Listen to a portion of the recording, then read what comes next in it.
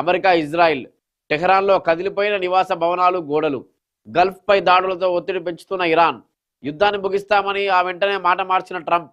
వెనక్కి తగ్గబోమని Iran స్పష్టీకరణ Trump తొలి ప్రకటనతో శాంతించిన చమురు స్టాక్ మార్కెట్లకు ఉపశమనం 1700కు చేరుకున్న మృతులు పశ్చిమాసియా యుద్ధం మరింత తీవ్రమైంది ఇరాన్ లెబనాన్పై అమెరికా ఇజ్రాయిల్ భారీ వైమానిక దాడులతో విరుచుకుపడగా ఇజ్రాయిల్తో పాటు గల్ఫ్ దేశాలపై డ్రోన్లు మిస్సైళ్లతో ఇరాన్ ప్రయోగించింది ఇప్పటిదాకా యుద్ధంలో మొత్తం 1700 మంది మరణించారు ఇందులో ఎక్కువ మంది ఇరాన్ వాసులే యుద్ధాన్ని త్వరగా ముగించబోతున్నానని అమెరికా అధ్యక్షుడు ట్రంప్ తొలుత ప్రకటించడం ఆ తర్వాత మరింత తీవ్రంగా దాడులు చేసి హార్మోజ్ జలసంధికి విముక్తి కల్పించి యుద్ధాన్ని ముగిస్తామని ఆయనే మళ్లీ వెల్లడించడం ఎట్టి పరిస్థితుల్లోనూ వెనక్కి తగ్గేది లేని ఇరాన్ స్పష్టం చేయడం మంగళవారం గందరగోళాన్ని సృష్టించింది యుద్ధాన్ని ముగిస్తామని ట్రంప్ వెల్లడించగానే చమురు ధర $90లకు తగ్గింది ప్రపంచ స్టాక్ మార్కెట్లు కోలుకున్నాయి టెహరాన్లో బాంబుల మోత ఓ గుర్తు తెలియని ప్రాంతం నుంచి ఇరాన్పై అమెరికా ప్రయోగించిన తొమహక్ క్షిపణి లెబనాన్ రాజధాని బీరూట్లో హెజ్బుల్లాకు చెందిన ఆర్థిక సంస్థలపై ఇజ్రాయిల్ దాడి యుద్ధం కొనసాగుతోంది America Israel versus Iran Iran ఏమో గల్ఫ్ దేశాలు ఇజ్రాయిల్ టార్గెట్గా దాడులు చేస్తుంటే అమెరికా ఇజ్రాయిల్ లెబనాన్పై ఇరాన్పై దాడులు చేస్తుంది లెబనాన్లో ఎక్కడైతే ఈ మిలీషియా గ్రూపులు ఉంటాయో అంటే ఇరాన్ ప్రోత్సహించిన గ్రూపులు ఇరాన్ మద్దతుతో నడిచిన హెజ్బుల్లా హౌతీ ఇలాంటి గ్రూపుల స్థావరాల లక్ష్యంగా అమెరికా ఇజ్రాయిల్ దాడులు చేస్తున్నాయి ఇరాన్ రాజధాని టెహరాన్పై దాడులు చేస్తున్నాయి నిన్న భీకరమైన దాడులు అమెరికా ఇజ్రాయిల్ కలిసి భీకరమైన దాడులు చేశాయి ఇరాన్ రాజధాని టెహరాన్పై ఇళ్ల నివాస స్థలాలు కూడా నివాసాలు ఇల్లు కూడా కూలిపోయే పరిస్థితి చాలా చోట్ల దాడులతో ఒత్తిడి పెంచుతోంది నివాస భవనాలు గోడలు టెహరాన్లో కదిలిపోయిన పరిస్థితి మరోవైపు ఇరాన్ వరుస ప్రతీకార దాడులతో ఇరాన్ కూడా ఒత్తిడి పెంచుతోంది గల్ఫ్పై దాడులతో గల్ఫ్ దేశాలపై దాడులతో ఒత్తిడి పెంచుతుంది అయితే నిన్న జరిగిన ఒక ఘటన ఏంటంటే నిన్న ట్రంప్ యుద్ధాన్ని ముగిస్తాము హార్మోజ్ యుద్ధాన్ని ముగిస్తాం తొందరలోనే అని చెప్పగానే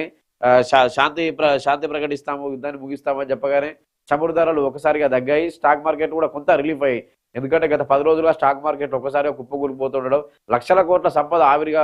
ఆవిరైపోతుంది ట్రంప్ ఏదైతే నిన్న ప్రకటించాడు ముందు యుద్ధాన్ని ముగిస్తామని చెప్పగానే చమురు ధరలు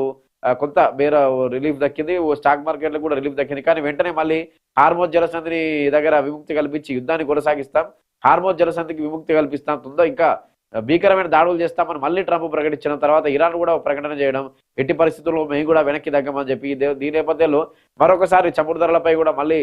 చమురు ధరల రేట్లు పెరగడం స్టాక్ మార్కెట్లు మళ్ళీ గందరగోళంగా నిన్నంతా ఒక గందరగోళ వాతావరణం కానీ ఇరాన్ వెనక్కి తగ్గట్లేదు అమెరికా ఇజ్రాయిల్ వెనక్కి తగ్గట్లేదు గల్ఫ్ దేశాల్లో అదే స్థాయిలో దద్దరిల్ల పశ్చిమాసియా అని చెప్పి ఒక బ్యానర్ అదే స్థాయిలో యుద్ధ వాతావరణం ఉంది రెండు ఏ దేశం కూడా వెనక్కి తగ్గట్లేదు అమెరికా ఇజ్రాయిల్ వైమానిక దాడులతో మిసైళ్లతో డ్రోన్లతో ఇరాన్ రాజధాని టెహరాన్పై విడుచుకుపడుతుంటే ఇజ్రాయిల్ గల్ఫ్ దేశాల్లోని అమెరికన్ బేస్ క్యాంపులు లేదంటే ఇజ్రాయెల్ బేస్ క్యాంపుల పైన విడిచిపడుతుంది గల్ఫ్ దేశాలు టార్గెట్ గా ఇరాన్ దాడులు చేస్తుంది ఇరాన్ దాడులతోటి చమురు ధరలు పెరిగే అవకాశం ఉంది చమురు కొరత ఏర్పడే అవకాశం ఉందని ఒక అది వాతావరణం కనిపిస్తుంది చమురు ధరలు పెరిగే వాతావరణం కనిపిస్తుంది క్రూడాయిల్ ప్రపంచవ్యాప్తంగా క్రూడాయిల్ ధరలు పెరిగే అవకాశం కనిపిస్తుంది చమురు ధర కొరత కూడా ఉండే అవకాశం కనిపిస్తుంది మొత్తంగా అయితే పశ్చిమాసియాలో యుద్ధ వాతావరణము కంటిన్యూ అవుతోంది లెబనాన్ రాజధాని బీరూట్లో హెజ్బుల్లాకు చెందిన ఆర్థిక సంస్థలపై ఇజ్రాయెల్ జరిపిన దాడిలో ఎగిసిపడుతున్న మంటలు లెబనాన్ ఇరాన్తో పాటు లెబనాన్లోని ఇంతకుముందు చెప్పుకున్నట్లుగా లెబనాన్లోని ఈ సంస్థలు ఏవైతే ఉన్నాయో ఇరాన్ పొంచి పోషించిన సంస్థలు మిలీషియా గ్రూపులు కానీ ఈ హెజ్బుల్లా హౌతీ ఇటువంటి గ్రూపుల స్థావరాలు ఏవైతే ఉంటాయో వాటిని టార్గెట్ గా ఇజ్రాయెల్ దాడులు చేస్తుంది